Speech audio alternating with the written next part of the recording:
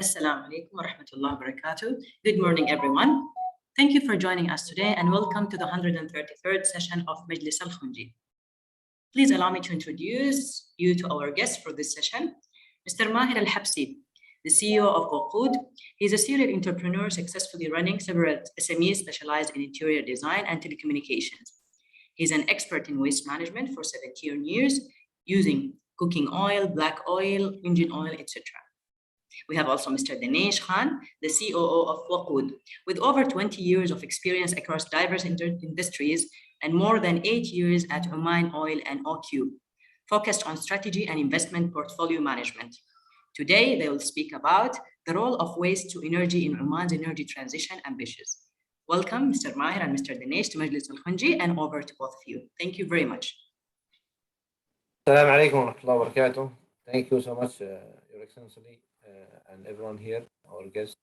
It is an honor to be with you and to talk about our project and what is happening in the local market in Oman. We'll talk a lot about waste to energy. We'll talk about our story, an SME story, Wakud. It's an Omani brand. So thank you so much to give us a chance. Here we'll start our presentation. It will be maybe 30 minutes presentation.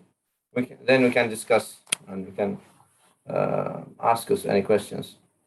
We have four main topics here.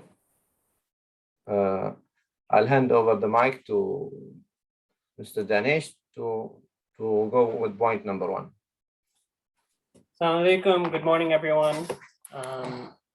Thank you, Majlis Al Khonji, for asking us to speak today, and thank you all for being here. We're very excited to be here and share our story a little bit, but then also talk a little bit about what's happening on the environmental sustainability side across the world and in Oman specifically. So I think the first topic for us is really why environmental sustainability matters for companies, for corporations today. So in the World Economic Forum, which is the global meetup in Davos of the most influential businessmen, they basically, in the global risk report that comes out of that, they've highlighted that stakeholder capitalism and shareholder activism is really driving and forcing organizations to commit to decarbonizing their operations. They have, in fact, identified in the top 10 risks, global risks for the global economy, 5 of the top 10 risks are related to the environment, including climate action failure, biodiversity loss, environmental damage, etc. So this is a very concrete and immediate topic that all corporations need to look at. So what does that mean for most organizations like your own? The immediate initial thought is, well, how does the environmental sustainability or how does climate change have an impact on my business? Do I need to change my processes because I'm in an area where maybe temperatures are changing or sea levels are rising, or I'm exposed to more extreme weather events? That's kind of the initial place where most people start. But as I mentioned previously, it's really around stakeholder and shareholder activism. So more and more customers are looking to do businesses with corporations that have a climate agenda. It's no longer, for a customer perspective, it's no longer a nice to have.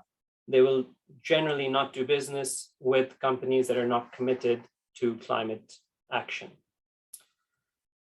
In fact, it's not just, customers are not just looking at what you're doing as your own organization, but they're actually looking at your entire supply chain. So it's also about who you're doing business with.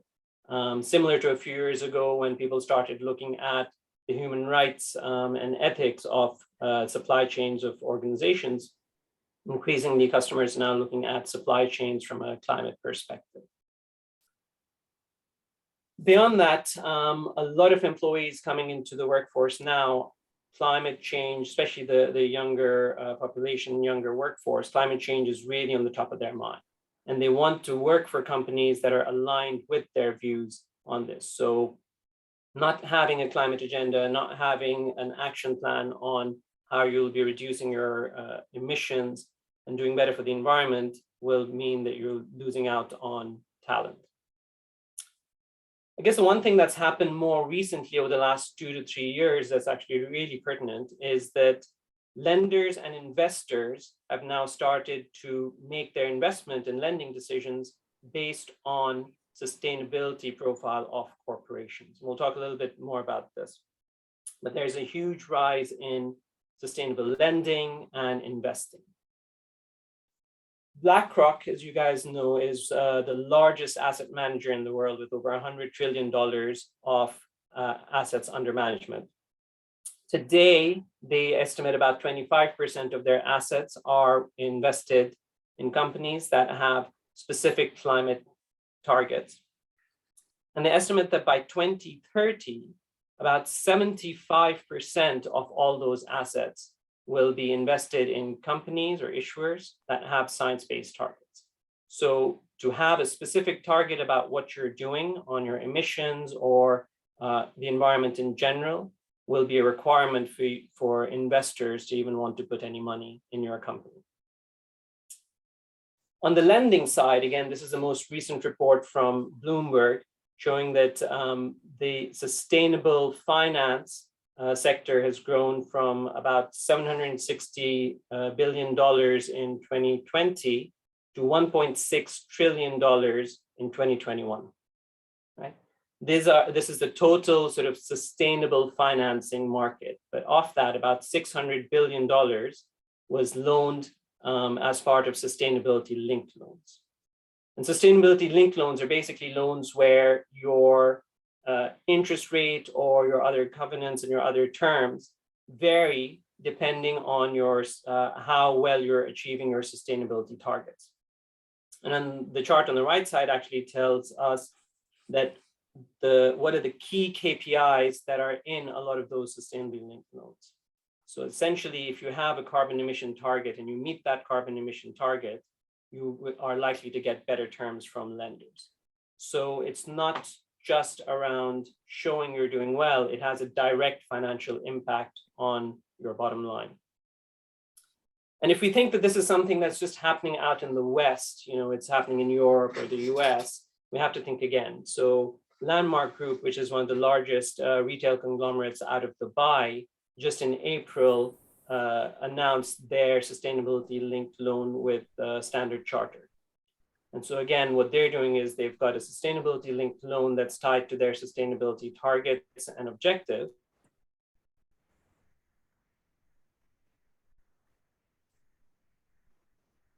Meaning that they can get better terms. So this is a little bit about why we feel for corporations, sustainability is no longer just a nice to have. It's not something that you can just talk briefly about in your annual report or have a nice little policies which says we care about the environment. Not having direct targets on sustainability is going to have an impact on your overall financial viability. So with that, I'll talk briefly about the second topic, which is a little more local to us, right, with Oman. What has Oman said about what they want to do on the environmental sustainability side? So Oman's strategy really starts with Vision 2014. They've made a very, very bold commitment around sustainability. They have very, very well-defined objectives. They talk about sustainable use of resources. They talk about green energy. They talk about circular economy. So they're saying all the right things in terms of what they want to do. What they've actually now put into action is a lot of focus on the electricity. So if you look at the second nationally declared commitments that were shared with COP26, late last year in Glasgow, the focus in Oman at the moment is primarily around replacing power generation from fossil fuels, mostly natural gas. Sorry, go ahead.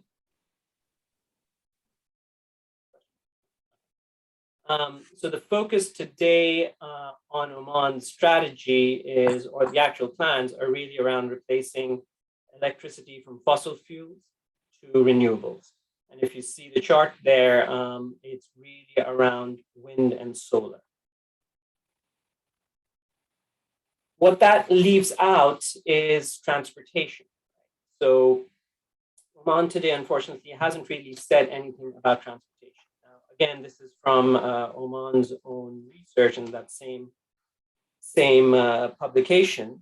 They say the Sultanate of Oman is concerned with the decarbonization of the transportation sector, as it's been the fastest growing contributor to greenhouse gas emissions over the past 15 years or so, and currently accounts for about 34% of greenhouse gas emissions. But if we go in further and read about what they're actually going to do about it, this was the actual paragraph that came out of the COP26 publication. So Sultanate of Oman's priority over the next few years will be to perform studies that will create frameworks and plans of actions with realistic strategies to ensure transportation sustainability. So in essence, we're still not sure what Oman's plans are in terms of sustainability and reducing carbon emissions on the transport and logistics sector. So that's kind of just a high-level overview of the first two topics. I will then hand over to Maher, who'll talk a little bit about circular economy and waste to energy and introduce Wakud to you. Thank you. Thank you, Danish. Okay, what is happening here now? If we're talking about the waste, of course, waste has a value, but now they're collecting the waste and they take it to dump yard, for example, and keep it there. Then there's no solution. What we are trying to do here is to make it a circular economy, and that is Wakud model.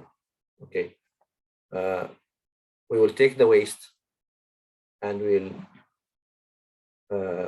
will treat it, and we'll make a product from that waste, and we'll take it back to the local market or to the international market. So that is the idea of recycling. Waste to energy, of course. Waste to energy. Energy can be generated by burning waste to produce heat or electricity, or organic waste can be processed to produce a biodiesel or biofuel or a biogas, which can be used in place of fuels in vehicles or generators or even marina now. Waste energy again. Let's talk about BIA, responsible about all the waste in Oman, and thanks to BIA, because since they started their planning and studying, and already they put their touch everywhere. In every city in Oman, we have BIA, we have the dump yards, and we have ideas. But again, we are trying to reduce the waste value here in Oman. That will take us to maybe the 5 top projects with BIA in Oman, as the report in 2020. Okay, we have the tires, the waste tires, and they started with the Oman Cement Factory this year. The cement factory will run their machines with the waste tires of capacity of 30,000 tons every month. And that is very good because we have millions of tires all over Oman. Waste to energy plant project in Barka. In Bia Damyard, and they are our neighbors because we are located in Khazain city in Barka. They started their project and they're studying to start the operation in 2025. So after maybe 3 years. And they're trying to take all the waste and to burn and to have around 160 megawatts facility in Barka. Project number 3 with video. Okay, the study here is they're still studying the idea, and they planned it for 2025. Okay. Project number 4, biogas planet with the Sultan Qaboos University and with the Agriculture Association. Again, they will take around 150 to 200 tons of waste, and that expected to be launched in 2024. And again, this year in Ramadan, they announced that they will study the feasibility of a biodiesel factory in Oman. I don't know where, or I don't know even why, because already we have a biodiesel factory with the local SMEs. So why again to study something that will take us to the other subject when we are talking about the quantities in the local market. So let's talk about Wakud. It is a perfect story of two young SMEs, myself and my partner Talal. I'm collecting used cooking oils since 17 years. I believe I was the first Omani who started this business. It is not easy business. It's a very dirty business. Going to every restaurant and every coffee shop in Oman and to take that 100 liter of used cooking oil, the smelly one. Okay. So we started our project, and all that quantity for the past 15 years was sent it to outside the country. We started with India and Pakistan. I believe they have some soap business there from used cooking oil. Then we discovered the European market and biodiesel projects there. And later on, I remember when Talal called me 3 years ago, he was in London, and he called me, bro, I found a machine. So he met Green Fuels in UK, and Green Fuels is one of the biggest factories in the world for biodiesel machines. They have more than 80 factories around the world. And after some meetings with them, they accept to be our partners, not only to sell the machine to us, no, to be our partners. And for our young SMEs, that was like very huge step, because now this machine cannot come to Middle East or to GCC unless Wakud will be our partners. So we started everything. We start our study. We spend money, we spend time, more than 1 year only just to think about the machine and to study the market and to know the quantities. We did our job. Really, it was a very hard work, but we did our work. Then we start building our factory in the middle of COVID. It took us around 8 months only to build the factory, to build the machines, to build the tanks, and to hire the engineers. And really, we did a perfect work. You can imagine, you know, COVID, everything closed. But alhamdulillah, we did a very good job. And really, we are very proud that our idea is to keep these oils inside Oman, to hire Omanis, and we discovered that we have talented Oman, mashallah. So we start searching for the best graduate Omanis. Today we are 9 in our small family, but very soon we'll double the number. And once we started our 24 hours in the factory, we'll have around 30 to 35 Omani engineers with us. And this is a very, very good number for a small SME. So let's talk again about the factory. The factory, we can produce around 6 million liters a year. Our machine is 20 tons a day. So around 6 million liters of B100. B100 is like pure biodiesel. This biodiesel can replace direct to any vehicles or to any generator or any marine boat. So this is like just put the diesel, our biodiesel, and blend it with like some quantity of the petroleum diesel. They call it B5 or B10 or B20, maximum B40. Like it is not something new. Biodiesel in Europe and United States is there since last 20 years. So it is not a new product, but here in Oman, it is very new. We are the only factory here. So what we are trying to do, we are building the market. This is a new industry. We are trying to support even other SMEs to start collecting. We are not collecting oils now. No, we are a small refinery. So we are supporting some other companies, some other brothers, okay, to start collecting used cooking oil all over Oman. And we are ready to take it from them with a very good margin. So slowly, inshallah, in next 2 years, this industry will be in every city in Oman. We'll see many collectors, and we are focusing on supporting Omani's SMEs. And already we started with 3 companies here in Muscat. They are collecting for us. Why biodiesel? Biodiesel reduce CO2 emission by 86% comparing to the petrol diesel. So to make it very easy, 1 liter of normal diesel can burn 3.1 kg of carbon, but 1 liter of biodiesel can burn only 0.4. So we are talking about 86%. Again, if we used all our product, the 6 million liters in the local market, we can reduce around 16 million kg of CO2 every year in Oman. So it's a big number. Okay, so again, what we are doing here in Oman, that we are taking, we are doing our best to keep it in country value. Okay, so we will collect the used cooking oil from everywhere, from restaurants, from catering companies, even from houses, inshallah.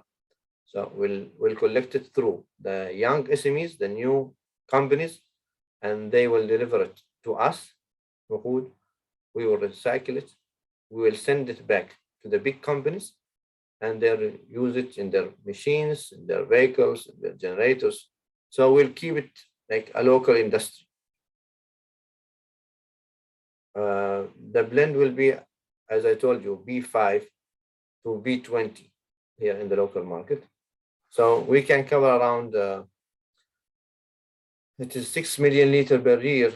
In fact, it's more than 60 million. We can produce around 60 million of B5 every year. Okay, here, this is a very important point. Point number 4, the challenges.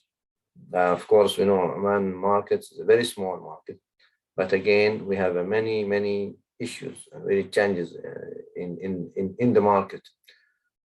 First point is like the big companies, like they don't want to increase the cost. The biodiesel price in Europe today is around 900 paisa per liter. So imagine if you are filling your car here in Oman for 10 riyals, you will fill it for 60 riyal in Europe. Okay, but here the big companies said, oh, that is like extra. They will not lose. The difference, if you are using B5, the difference will be only 6%. So if you are like filling your car 10 riyals, you'll put 10.600 paisa. This is a very small amount. But this is a challenge for us. With everyone we talk, all the meetings that we have over the last 5 months, they don't want to pay more. Again, we have a major problem that there's no data on waste. No one knows how many liters of used cooking oil we have in Oman. When we started Wakud, our capacity is 600 tons per month. So we will be very happy if we reach to half that, 250 to 300. But last week I was in a meeting with one cooking oil factory. They told me that there are around 60,000 tons of cooking oil in the local market. This is a very big number. Everyone using oil in kitchens. So 60,000 tons. If the waste is only 10%, we have 6,000 tons of used oils. But unfortunately, we don't have that number. We are covering all over Oman. The last 17 years, we are collecting oil from Salalah to Brahimi to Suhar, everywhere. We didn't reach to 200 tons. So we need really to work hard to make our data with BIA, with the Minister of Commerce, with everyone here in Oman. That will take us to the third point. All the big companies, not all of them, like they don't have any plans to reduce the CO2 emissions. Of course, everyone heard about the carbon tax, and that is coming to Oman maybe next year, maybe after 2 years. So if you are burning diesel and you have any CO2 emission, you will pay a tax. So you need to think about solutions, how to reduce it, how not to pay that penalties or that tax. Government. Here in Oman, we don't have any rules for all waste, not only for the cooking oil. Okay. If I'll go to any restaurant today, I'll ask him to give me his oil. He will say how much you will pay. Okay. We hope that the government will work together and they'll find some rules to arrange this market. For example, in Saudi Arabia, I have a company there in Jeddah. I'm collecting used cooking oil in Jeddah. They have rules. You cannot keep your cooking oil for next day.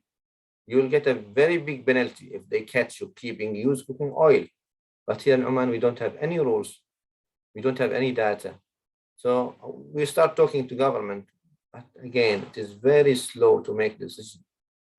Now, I gave them the Saudian rules since more than 4 years. Until today, they're still studying. Okay. We need to make it fast. We are talking to them. We need support from everyone here in Oman. Okay. If we make these rules, we will protect ourselves, our children, because using this cooking oil for more than like 3 times is very dangerous. That will bring cancers, and even the smell of the food will be very, very, very, very bad.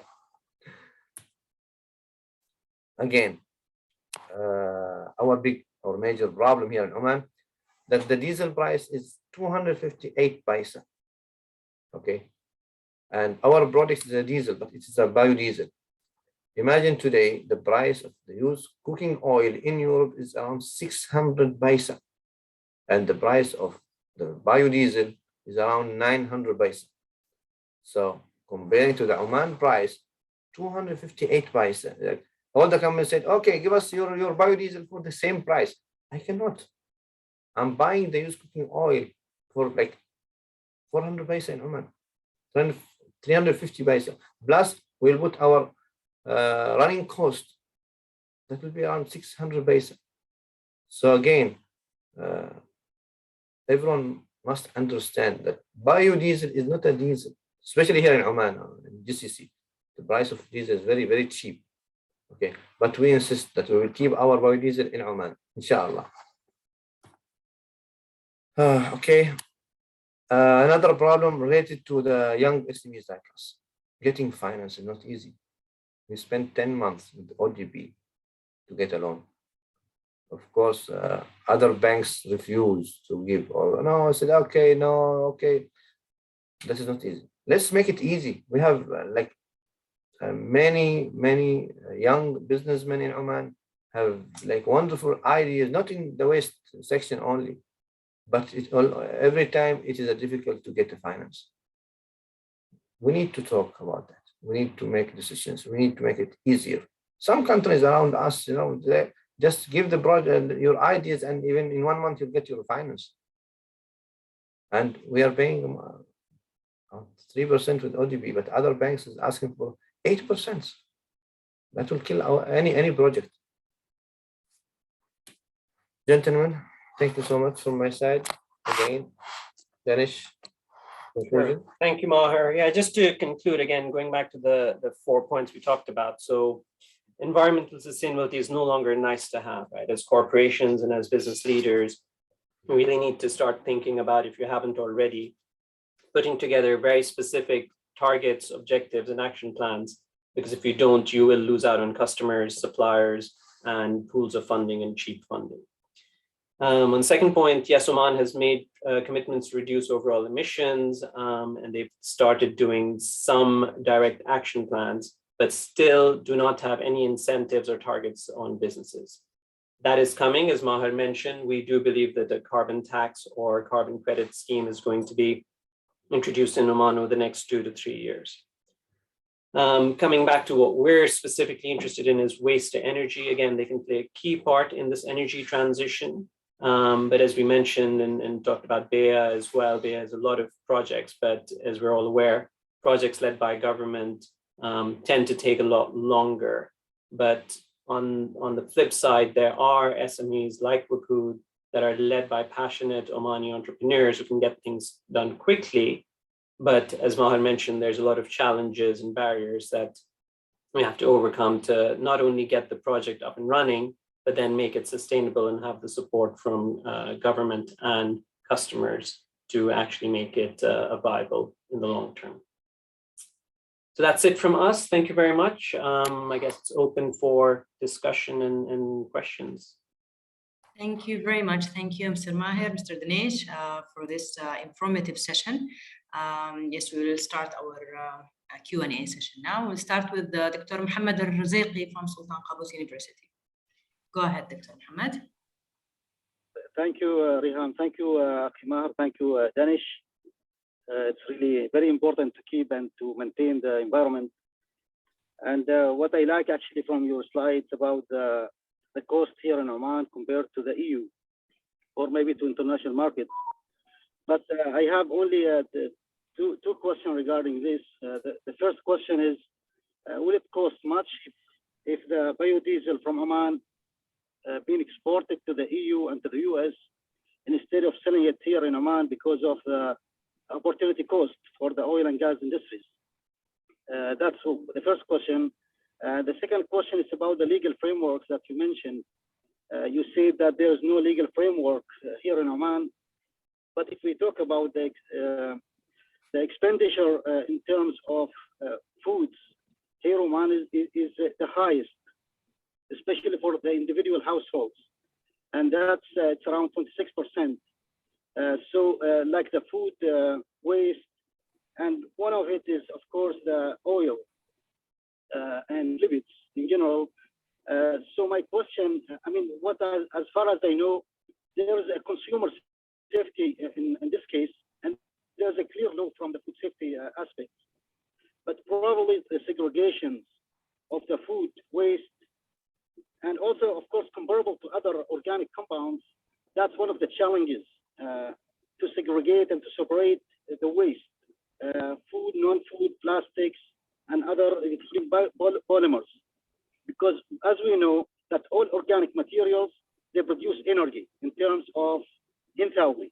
And because of this, especially with the differential scanning, you could have a 250 degrees C that could burn these organic compounds and they could produce energy. So I don't know, what do you think about this aspect, which is the legal frameworks? Because the segregation is the challenge, whereas there's a legal frameworks in the use or in the safety aspects to the environment, to the farm, as well as to the consumers. So these are only two questions. The first one is about the export, to avoid the opportunity cost and to avoid the tax, which is a social pillar as well. I mean, the environment is there, but the social pillar also is important, especially with the income of people here in the country. So the export of biodiesels, or let's say this renewable energy source, to the European market, because there's an increased demand for these products outside, and of course for a higher cost. That means the people are willing to pay a 900 basis for those products compared to the 600, whereas here, of course, it's much cheaper to buy the oil. So that's what the first one. The second one about the legal frameworks or the law, because as we know, the consumer safety is also important here. And I think there's a legal framework in regards to the food safety, and which is, of course, the main product for organics, for the biodiesel, and for fermentation as well. So thank you very much. It's really very interesting session, and also it's very useful to me. Thank you very much. Thank you, Mohammed. Thank you. Both very, very good and pertinent questions. So I'll answer the first one, and I'll let Maher answer the second one. So at the moment, you're right. I mean, we could export our biodiesel to Europe or US at a much higher price. But we kind of keep stepping back and asking, why are we doing this, right? Why did we all get involved in this project? And for Maher and Talal, it was really around keeping value in Oman. And for all three of us, it is really around environmental sustainability, right? We're all very passionate about environmental sustainability. And so as we look at the potential of exporting to Europe, the reality is we think about the fact that we're producing something that is supposed to burn cleaner and help the environment. So from a moral perspective, we find it very difficult to then say, okay, you know what, we're going to put it in an ISO container, put it on a ship that's going to burn CO2 and actually emit a lot of sulfur on its way to Europe. And so most of the savings on the emission side are probably going to lost by the time it gets to its end place.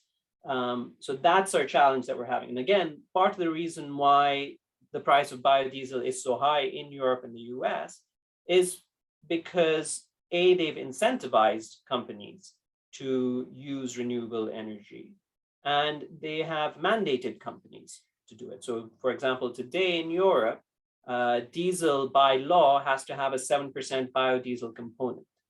So yes, it is possible for us to export. And if push really comes to shove and we get that desperate, then we will do it. But that is our absolute last resort. We really, really would rather keep both the economic value and the carbon emissions within Oman. On the legal side, yes, there are, Maher will talk a little bit more about this, but there are legal frameworks around consumer protection and safety on the oil side. So yes, the oil that is getting used in restaurants has to meet standards, etc. And it has to be disposed of in a particular way.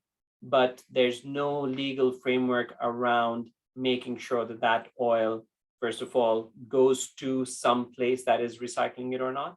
But again, that's also just for restaurants and hotels. As you mentioned, there's a lot of household usage of cooking oil. And today, most of that is going into your drain. Maher will speak a little bit more about that.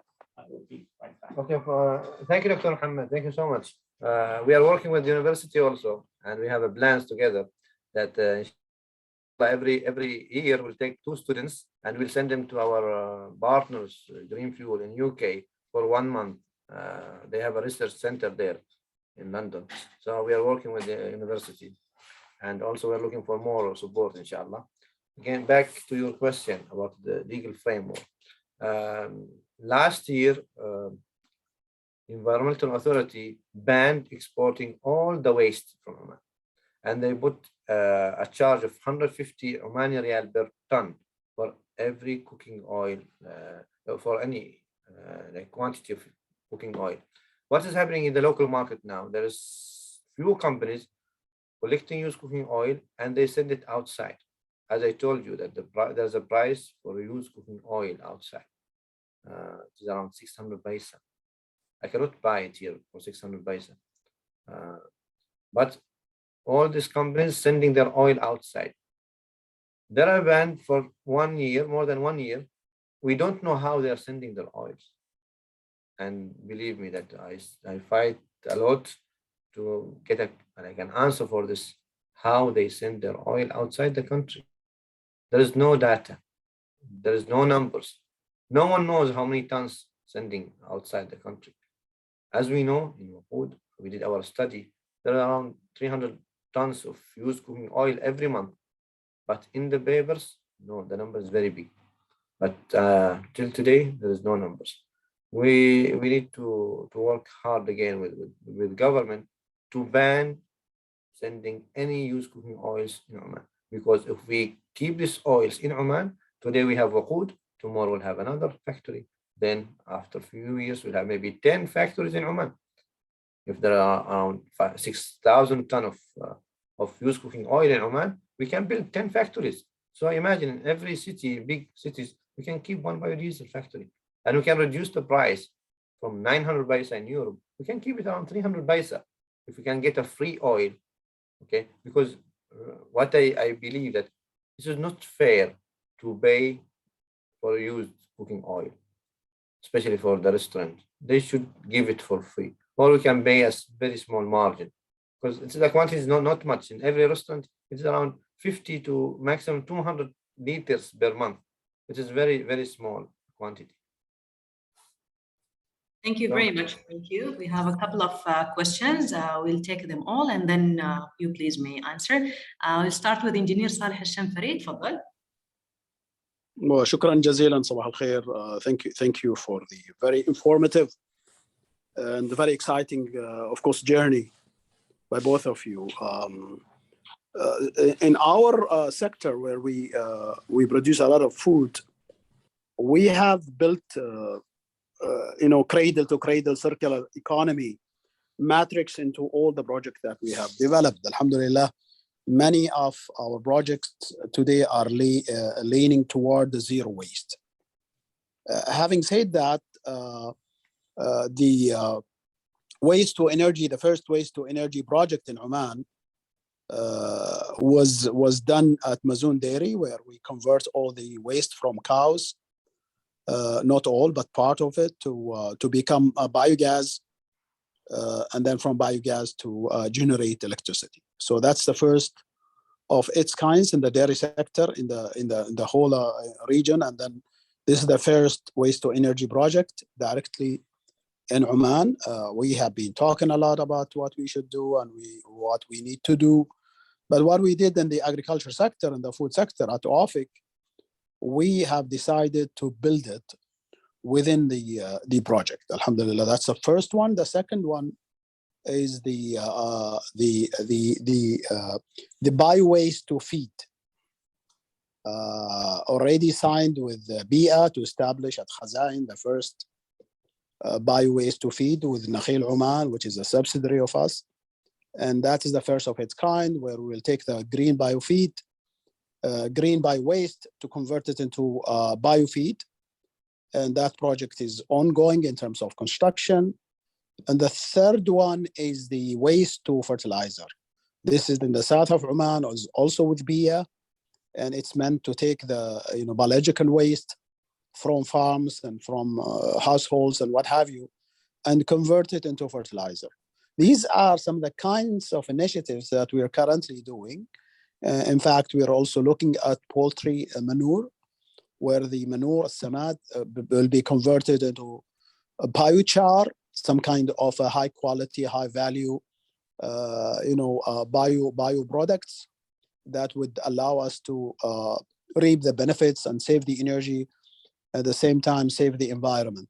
So Oman is quite a great cradle for a lot of these initiatives. Within our group, we are ready to work with any SMEs, startups, international businesses to reap the benefits, the possibilities, and the potential from these projects. In fact, myself, I'm currently heavily involved in my further PhD studies on circular economy and cradle to cradle, because I love the subject.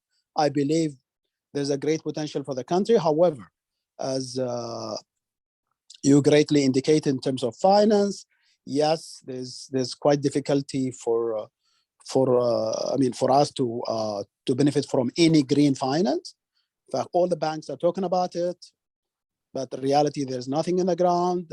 There's no green bonds in the country, and it's very difficult to convince conventional bankers, those who have been doing the credit and debit for 20, 30 years, and talk to them about green financing. What I think we should do, and this is an advice, that we need to work together to help in creation of green bonds or green funds or green structure, and maybe work with the crowdfunding. There's the first crowdfunding agency in Oman started recently. I think we can really work with different investment agencies internationally, locally, to attract funding for your project if you want to expand. Because I know there are people who are now planning to do more projects of yours. What I think we should do, I think we should encourage you to expand and maybe to scale up the project, instead of having so many small projects that most of them will end up failing later.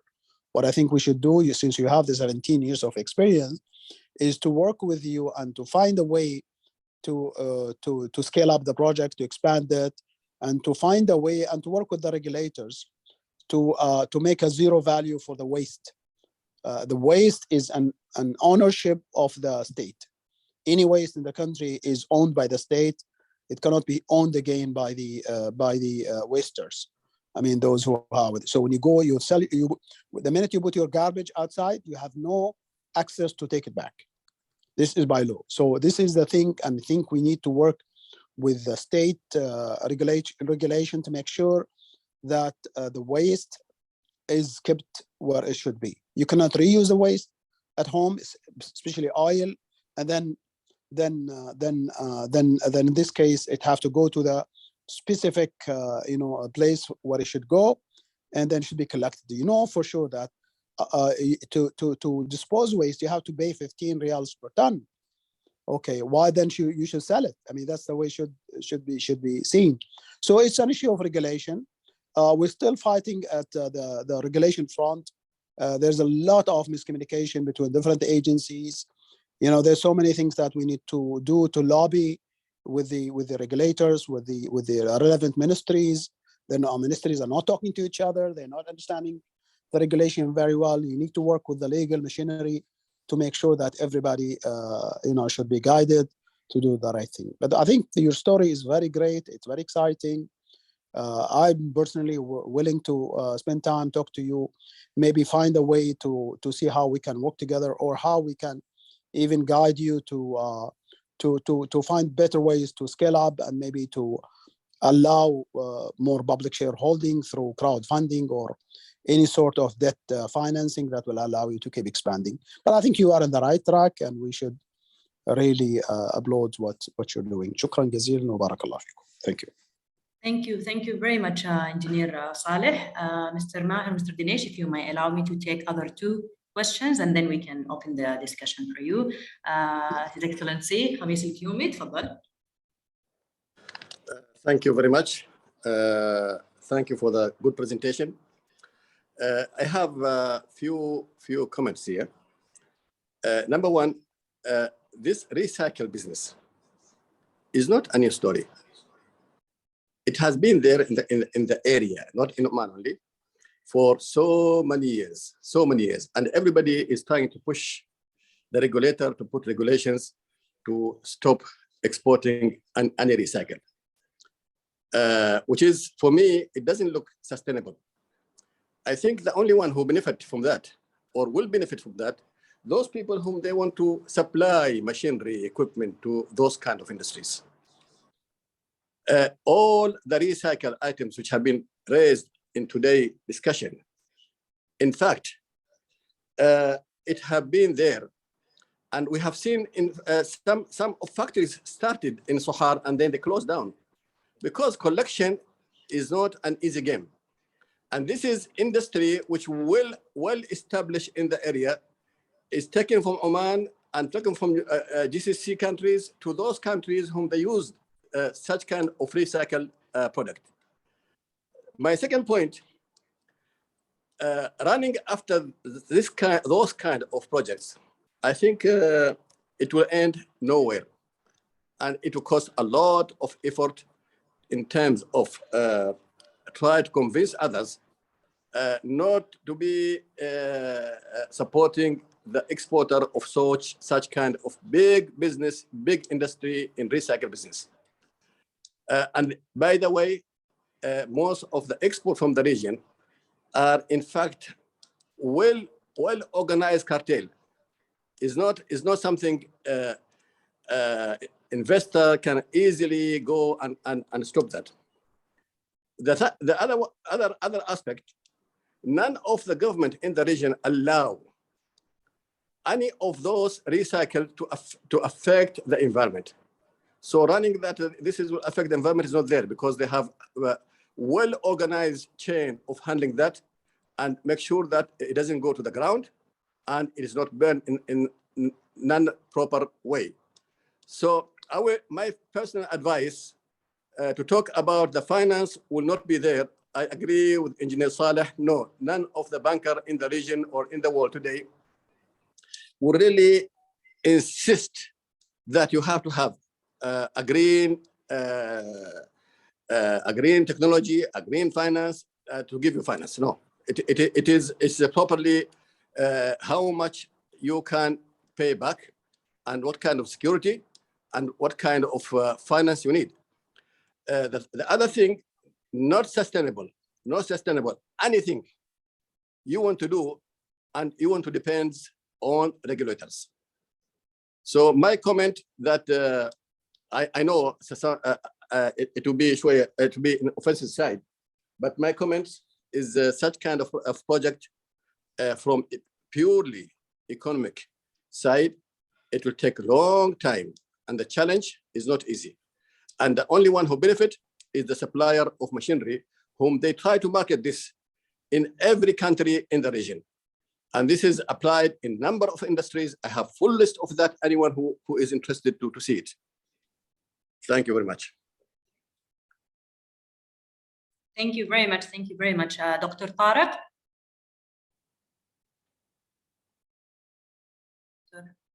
Dr. Tariq, Muhammad Tariq. Yeah, hi.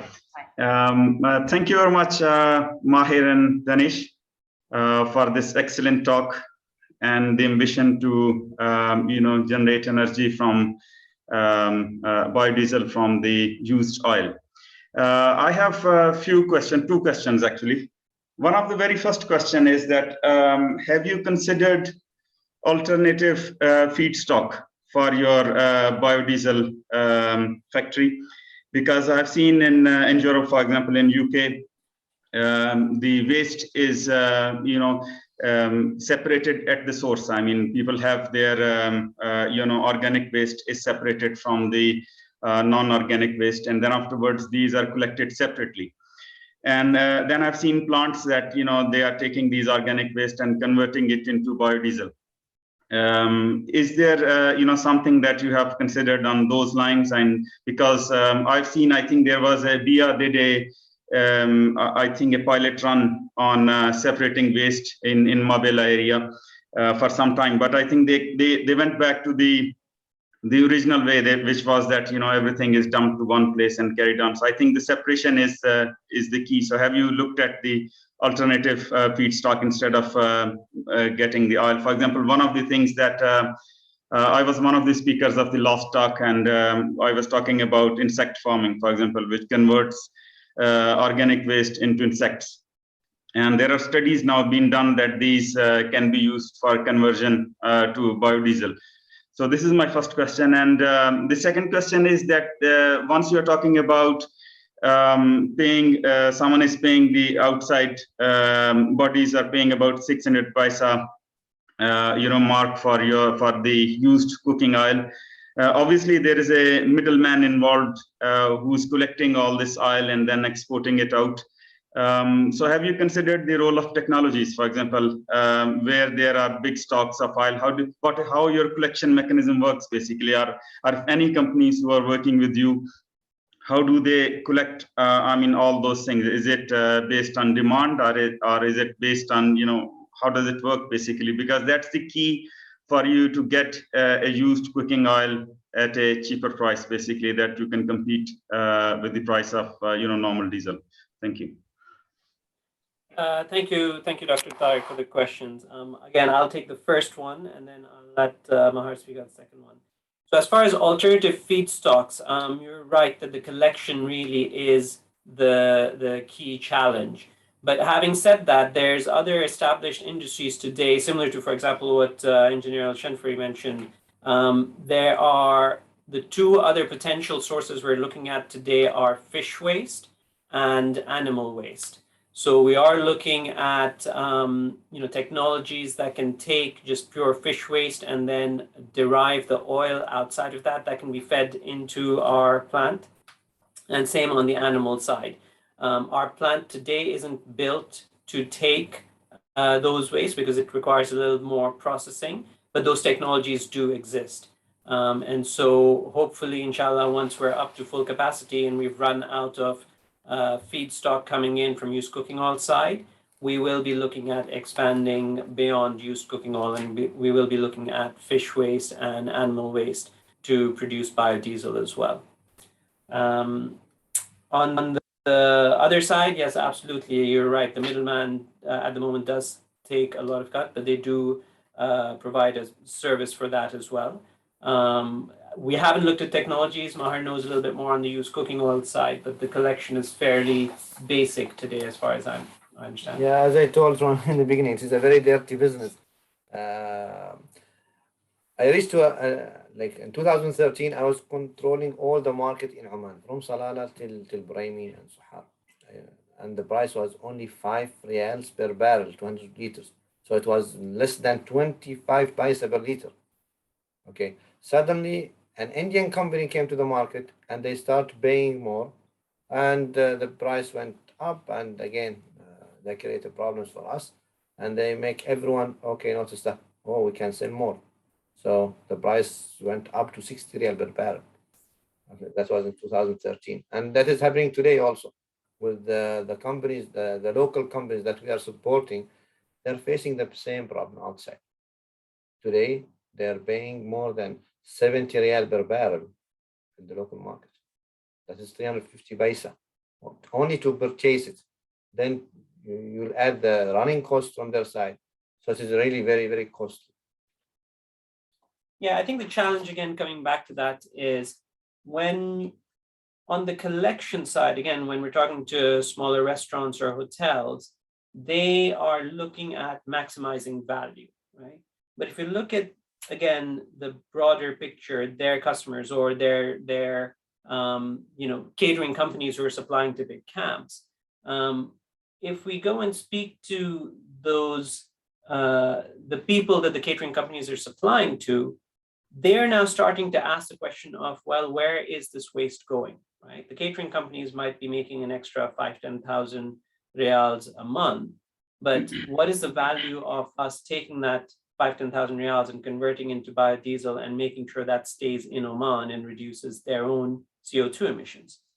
So we're starting to talk to a lot of customers now who are looking at the entire circular side of it. So they're willing to give up whatever little revenue they're getting from selling the oil to get either an equivalent discount on the biodiesel that they get at the end, or just be happy to say that, listen, this is a truly circular economy rather than that oil getting exported outside. Thank you. Hope that answers your questions. Thank you very much. Yeah. So we'll take another question from Mr. Munir, following by Mr. Khalil Al-Blushi. Mr. Munir? I think, yeah, using the... Hi, good morning. Hi, good morning. Am I audible? Yes. Yes. First of all, Daanish and Maher, good job, good presentation. Please don't take my approach or my suggestions on a negative front. I can be very helpful to you. Just for everyone's knowledge, between 2007 to 2009, I was exporting out 3,000 metric tons of waste oil, which is including automobile lubricant and cooking oil from Oman by road legally. Just for everyone's knowledge.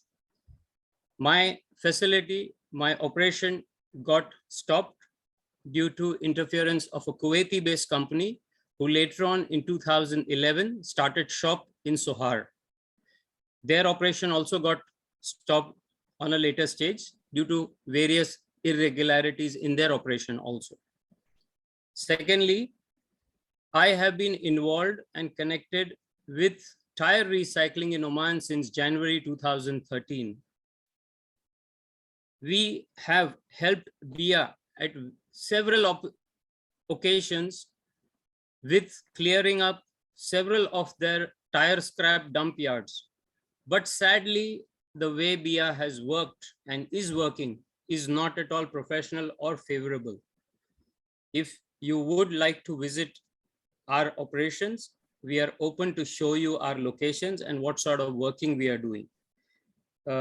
Coming to the point of figures, as two of our panelists stated, that the pricing is morely a premium by a middleman. Yes, just for your knowledge, you are right that earlier a barrel of waste cooking oil was somewhere around 5 riyals a drum. And then it suddenly hiked or jumped. Just for your knowledge, it is not only cooking oil that is wasted over here. There is automobile lubricant oil, which is big money and big sell out. I can name you 3 of my buyers who desperately were always behind me to give them supply of it.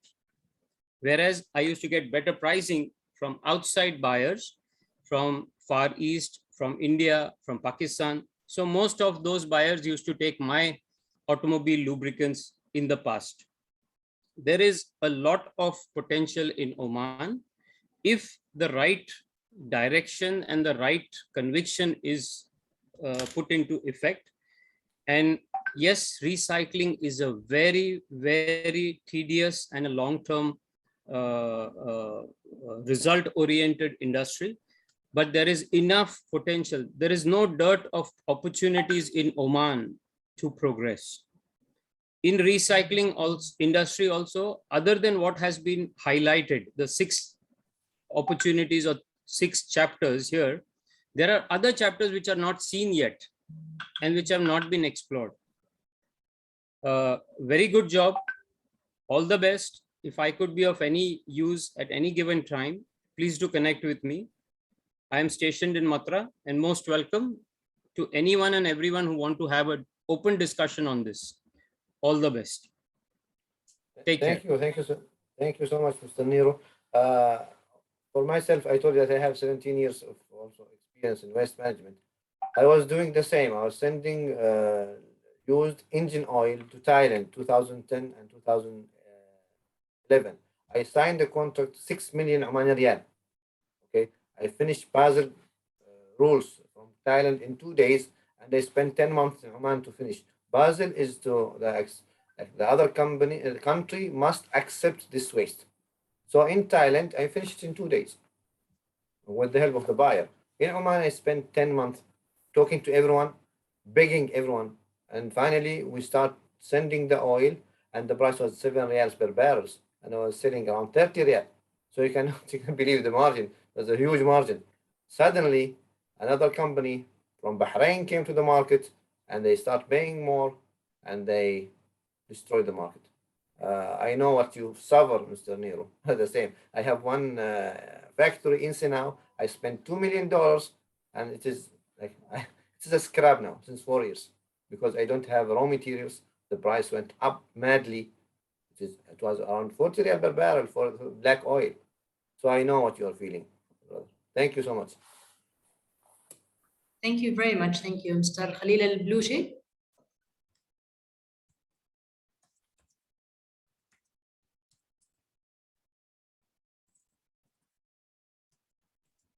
Hello, good afternoon. Can you hear me? Yes, we can hear you. Yes, thanks, Maher. Thanks, Daanish. Very insightful. I think that the subject itself, it is very important, and it is good that we are starting this and discussing it in Majlis Al Khonji, because emission control and decarbonization, it is the future talk of maybe COP26 has kind of focused and brought the focus on it from various aspects, various industries and countries. But this is not very new for Oman. I think, if I recall correctly, Earth Summit in Brazil, maybe 1992, Oman was very much interested and instrumental in it. Late His Majesty was very much keen into environmental issues. So it is a good thing that Oman as a whole get involved and show to the world that we are good citizens in saving the earth. So that is very important to talk about. Also because of moral obligations towards the future, I guess.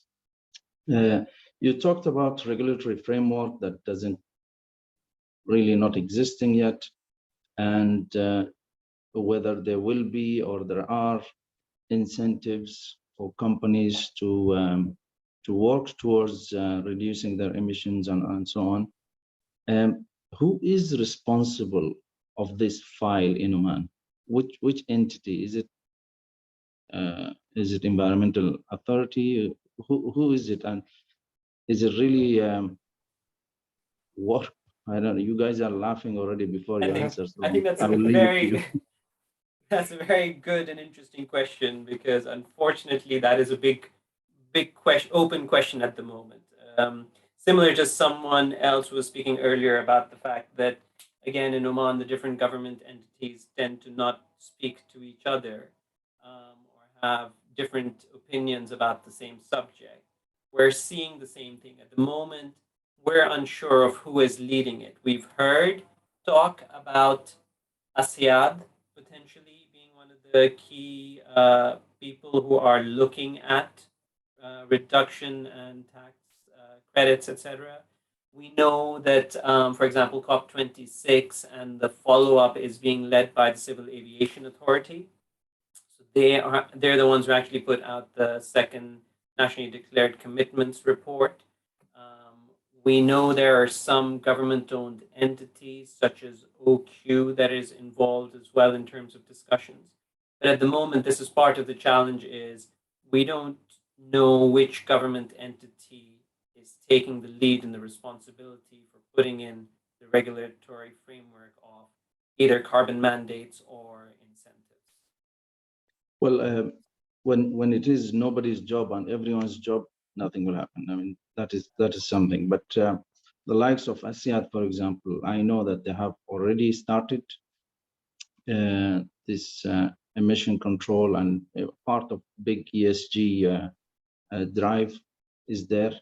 So there are tasks and initiatives where we stand now when it comes to our consumptions and emissions, and to put targets to get to the level that we want to be, because of transportation being one of the major contributors in CO2 emissions. But also OQ, we heard about these hydrogens and projects and so on. Civil aviation, I guess, because they are given the mandate of the climate. Probably that is the reason, and not the environmental authority. I don't know how the thinking is behind it, but it is important. When it comes to, I have a comment on His Excellency Khamis's view on banks and financial, but because this is not anymore an oil and gas issue, it's not anymore a transportation issue. Every industry is embarking on this. So the Standard Charter, for example, an example, they are doing a lot of work because they have their own mandate to fund a big percentage of their, funding to go into green projects, to go into green companies and so on. So it is not only the waste makers, let's say, who are concerned about it. It's also the others, the regulatory part, the financial part. It's becoming all a social responsibility issue in the world now, to reduce emission and to work towards, reducing waste, basically. So that was my points. Thank you. Thank you very much. Mr. Daanish, Mr. Maher, do you have any comments? No, again, just really appreciate the opportunity to speak to all of you and listen from you and get your advice. I think obviously we're new to this journey, or at least this SME Omani journey, and we're facing challenges that you guys have faced earlier on in your career. So anything we can get from, any support we can get from your learnings is definitely helpful. I think we all agree that there is a lack of clear mandate and sort of government push to support these types of projects. But we're hoping we can be one of many that eventually force the government to kind of take this more seriously and put concrete plans rather than just studies and strategies, etc. I think it's time that there's something very specific coming out of government around making sure that there is a proper mandate to reduce emissions across Oman. As we mentioned in our presentation, for example, that BF, they have 5 big projects, and again they will spend 5 years to study and to research, but for us, a private sector, we can do it like this. Like 1 year, we can do the full project. We need more support, not for Maher or Wakud. No. We have more than 100 Mahers outside, and with like crazy ideas. There's one company, Omani company, started in Al Khubur in Saudi Arabia last month. They're collecting all type of waste because in Oman, when they started this project, they said, no, this waste belongs to BIA. Go out. They went to Saudi Arabia. And also we are going, inshallah, very soon to Saudi Arabia and to another countries to start another Wakud there. So it will be like an Omani brand, an Omani story also. I would like to thank Sheikh Saleh also for his support and also His Excellency Khamis. Yes, this is not a new waste to energy, but it is a new for cooking oil. Okay, because now the idea is to keep all the cooking oil in Oman. They use cooking oil and to produce something like biodiesel, Omani biodiesel. And even if we can send it outside the country, it will be an Omani product. So thank you all. Thank you so much. Thank you very much. Would any of our guests would like to add any comments before we close this session today?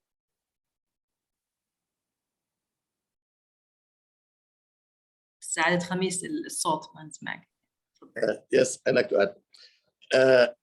My comments on this subject is based on really of time consumed to establish a business. If time consumed, it takes so long. So most of the economics change. Today, most of the business in the world, and today, if you are in equity market, and you read the strategies, which already always is published by those Goldman Sachs, Morgan Stanley, everybody, the strategies is only for 3 months. Business today doesn't have such long time to wait. Then also, we should know that the economic of scale of waste industry in Oman is not there. When I'm giving some point of view in this, number one, I have shared a lot of meetings with a lot of people whom they come to the region to market such kind of business. And also we have engaged, when I was in the Ministry of Commerce Industry, engaged some international Japanese firm to study some of the areas. It's not an easy when you have a population less than 5 million, even less than 10 million, to have economic of scale of the West. Then also the last point, which I like to also talk about, we used to have imported recycled car machine oil. It came from one of GCC country. Many people will not love to put in their car a used recycled oil. So also to convince the consumer on edible oil or machine oil or anything is not an easy exercise. Myself, I have been involved in the recycling of tire business, edible oil, plastic syringes, all this we have seen that.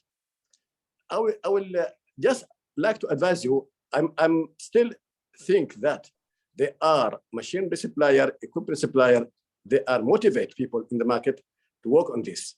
But the economic of scale of Oman is not helping to go to that industry. Better to allow that to go for the trader. And both of you, better to be trader, you make money easy and faster, rather than try to convince the government to stop selling this outside and to impose law on all restaurants that only they sell to you. This is also doesn't look good. So my advice from the practical point of view, this kind of industry have a lot of challenges, and it's not easy to do it. Thank you very much.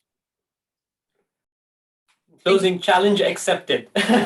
We will give it a try, and then we'll come back in a year and let you know how it's gone. Thank you very much. Thank you very much for this. And any other comment? Thank you very much. So, dear all, we have reached to our end of our session today. We thank you very much for this informative session, and thank you all for your active participation. See you in the next session, and we would like to see you in COMEX actually, as Majlis Al Khonji is participating with a live physical session on Tuesday, 24th from 2 to 4 p.m. Thank you, and see you all. Thank you very much. Thank you so much. Thank you very much. Really appreciate the opportunity. Thank you, Danish. Thank you, Maher.